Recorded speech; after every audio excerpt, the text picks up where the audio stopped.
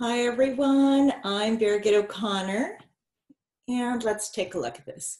So I've got an upcoming course coming up, and that is going to be bold, rich, saturated flowers, or colors actually. And what I just showed you was my really rich, bold hibiscus. And what I want to show you today is a little bit on just how to move that water and color around and how much color I put in my palette. And I also want to announce a couple winners that we have for the Bold Rich Saturated colors that are coming up this weekend.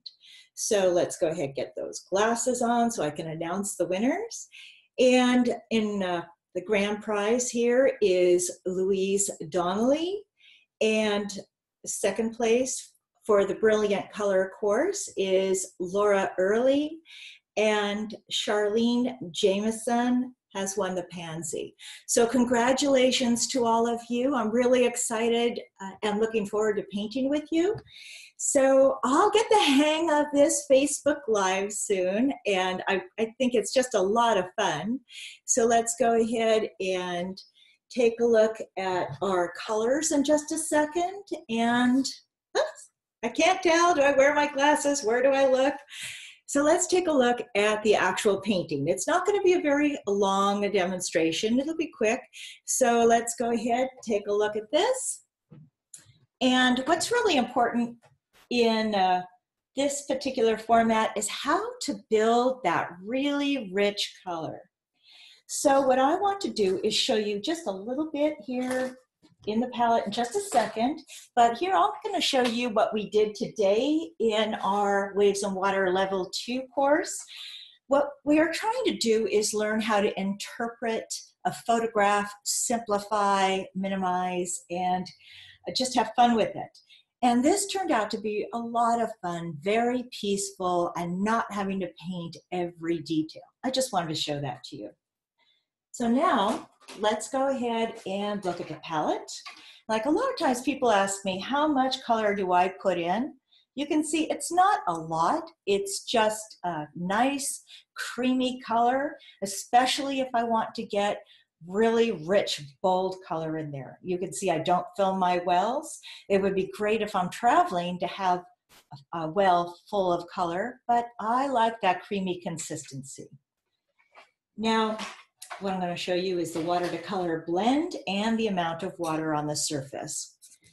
And when it comes to the wash brush, I like to use a bamboo hockey brush. It depends what I'm trying to paint and how big of an area. So here I'm going to grab one. This is like a love-hate relationship because it has a tendency to lose hair very easily. And hopefully I was touching the mic, the thing fell out of my ear for a second. So it has a tendency to lose hair very easily, but it holds a generous amount of water that I really like. And if I used a synthetic wash brush, then it's not going to lose hair, but it's going to lay down more of an even layer of water, which is fine, but I'm looking for a puddle. So here is our very simple demonstration. I'm going to go ahead, and that is, before I do that, because basically what we're trying to do is get this really nice flow of color, as you can see right there. Now, doing the Facebook Live is really different than the online courses, but I think it's just fun to try something new all the time. Okay, so hopefully you can see how much water I'm grabbing here. And I can make a big shape, or how about if I start with a small little rectangle? Like a lot of you that have read my books probably have already seen something like this, but that's a very important exercise. Let's go ahead and grab some color in there. Actually, I still have some color from my last demonstration. That's not a problem. Put that in here. And I want you to see how much water I'm using. You can, oops, you can't see if I'm not on the screen. And then I'll grab a little yellow. It's a little muddy, but that's okay because I had some color On my brush, I just want you to see the movement of it and how much water I'm using. Now, when I apply this much water and that much water in the color blend there, my color can, on the painting, it's going to lighten, but it can easily dry very light with this amount of water. So how do you build that color? That's going to be by layering and your water to color blend over here. So let's say I wanted to do a large shape. It's going to be the same idea. Let's grab the paper here, make a big shape. Now, if you've taken my workshops, we've done this before, because I really want you to get familiar with the amount of water and color on the paper surface. You can see how much water I have in my pigment blend. And let's go ahead and apply it to the paper and see how it's traveling. And to have control over the stroke, I'll bring it right up to the dry paper.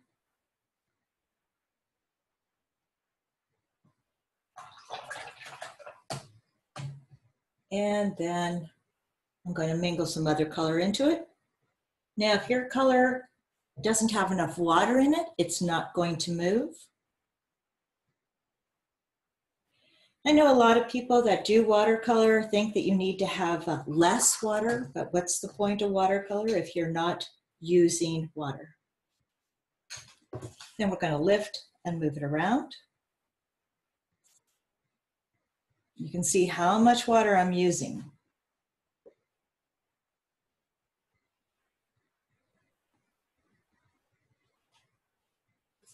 I'll let the excess run off.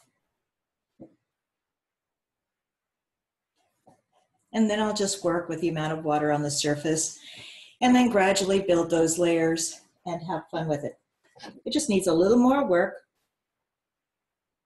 just like that. It looks very simple and it's fun to do. Now, if I don't want this there, I'm just going to move it around, let the excess run off, and just play with it. Basically, babysit it. Let me get a paper towel.